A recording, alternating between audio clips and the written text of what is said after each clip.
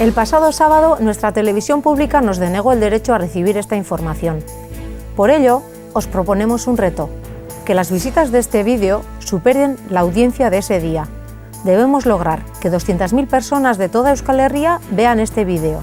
En Kalejira, con músicos y danzaris,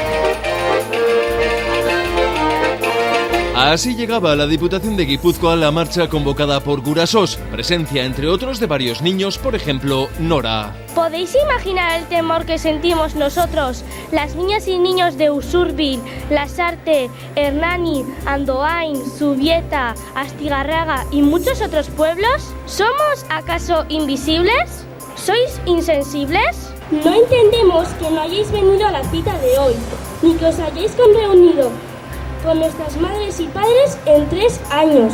Como escuchan, Gurasos quería entregar en mano al propio diputado general Markel Olano el plan alternativo para la gestión de los residuos, pero no les ha recibido nadie. Joseba Belaustegui, abogado. Estos muros aparentemente tan gruesos, estas paredes tan frías, esas autoridades al parecer tan insensibles, tan duras, no lo son. Por supuesto que son permeables. Se van a abrir. ¿Cómo? La sociedad movilizándose. Y por eso han entregado el plan vía registro. El mensaje: aún se puede paralizar la incineradora de Zubieta. Gurasos insta a los agentes políticos y sociales a que prioricen la salud y se unan a la vía del acuerdo.